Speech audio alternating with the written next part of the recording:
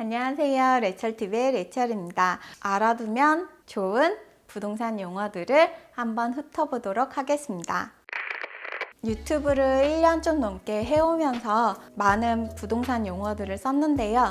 물론 부동산 용어들이 편하신 분들도 있지만 특히 처음 집 사시는 분들한테는 좀 많이 생소한 단어들이 많이 있었을 거예요.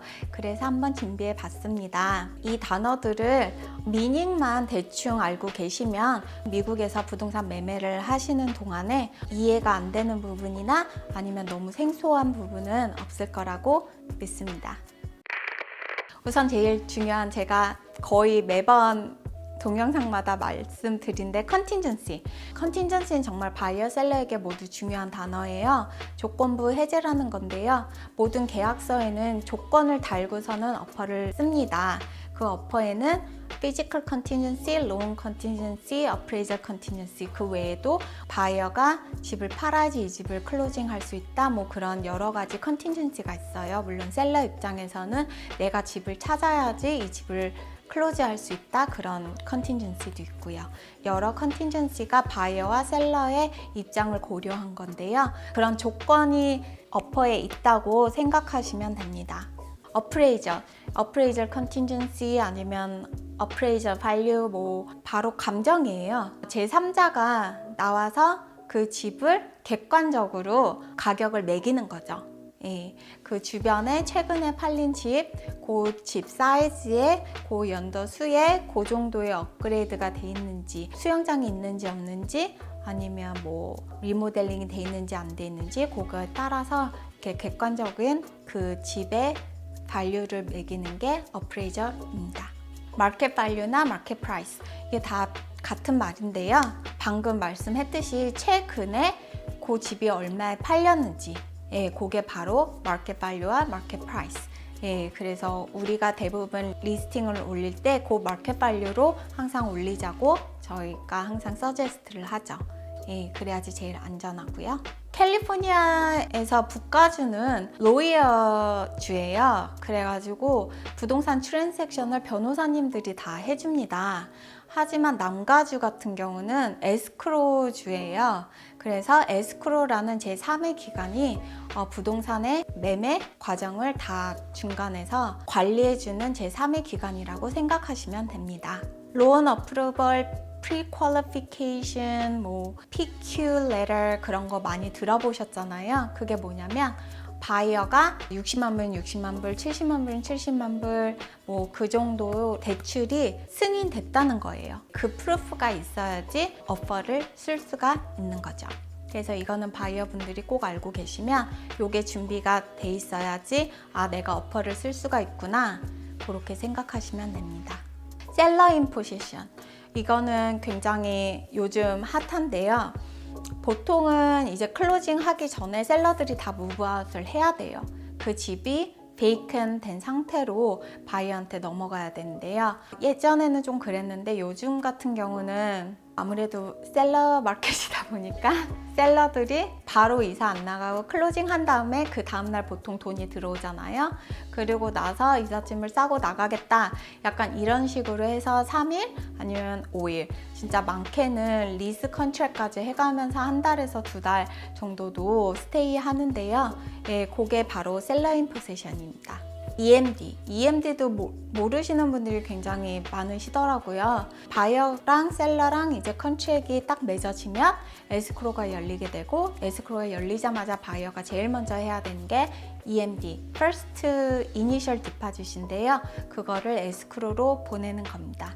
이게 굉장히 중요한 게, 그 정도, 요즘은 거의 셀러 쪽에서 맥시멈 3%로 EMD를 원하는데요. 만약에 조건이 다 해제가 되고 모든 컨티전시가 다 리무브 된 다음에 라스트 미닛에 바이어가 집을 안 산다고 빼버리면 이 earnest money deposit은 셀러의 liquidation damage로 해가지고 그쪽 셀러가 가지게 됩니다.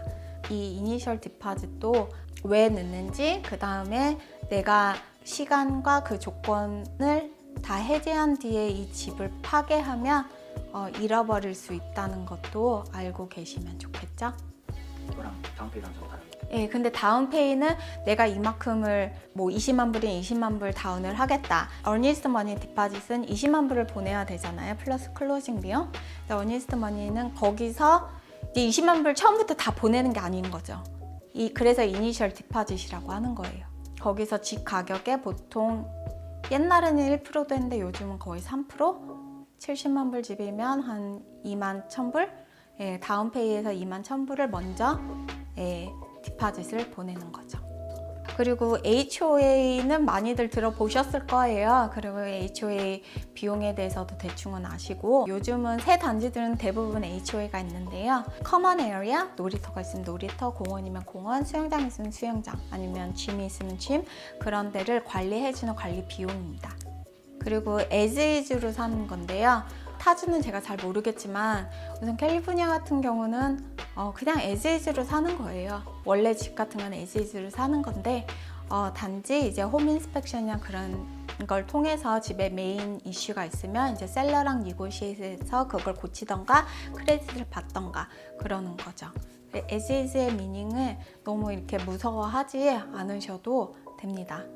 리파이낸스, 작년이랑 재작년에 리파이낸스들 많이 하셨을 거예요. 이자율이 굉장히 낮아져가지고 이거는 다시 재금융? 한국말로 잘 몰라서 이렇게 네이버로 찾아봤는데 리파이낸스 차환하다? 내가 가지고 있는 그 로원 어마운트를 페이업하고 새로운 이자율에 새로운 그 기간으로 다시 융자를 받는 거? 예, 그 말입니다. 바이어 마켓, 셀러 마켓 이 말이 많이 나오는데요. 바이어 마켓은 간단하게 바이어가 갑이 되는 거예요. 그러니까 매물은 너무 많은데 바이어가 별로 없어. 셀러가 내 집을 사줘 막 이러면서 가격이 니고시에이트 되는 거고, 셀러 마켓은 말 그대로 셀러가 갑이 돼가지고 매물이 너무 없고 바이어는 많아서 지금 딱 요즘 시세가 셀러 마켓이죠.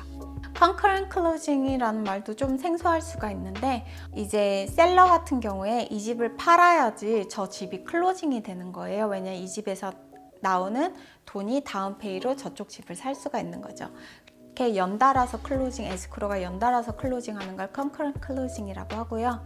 요즘은 아직도 많이들 그러시는 셀러분들도 있지만 요즘은 그게 아무래도 셀러가 바이어가 됐을 때 또 힘드니까 아예 셀러 인 포세션 클로징 한 뒤에 뭐 한 달 정도 아니면 2달 정도 내 리플레이스먼트 집이 클로징 할 때까지 좀 기간을 달라고 니고시에이트 하는 게 더 많죠. 이 외에도 이제 제가 많이 영상을 찍을 때 오픈 플로어 플랜이나 뭐 컬트색 T존 아니면 캡 레이시 멜로루, 스페셜 어세스먼트 뭐 그런 것들 단어들을 많이 쓰는데요. 그런 단어에 대한 설명들은 제 지난 영상에 설명을 해드렸으니까 제가 다시 설명을 안 하도록 하겠습니다. 이 단어들을 대충 알고 계시면 부동산 매매 하시는데 좀 도움이 될 것 같고요. 지금 뭐 부동산 매매 단계이신데 중간에 모르시는 단어나 조금 이렇게 트러블이 생기시는 분들은 또 댓글 달아주시면 제가 자세히 상담해 드리도록 하겠습니다. 감사합니다.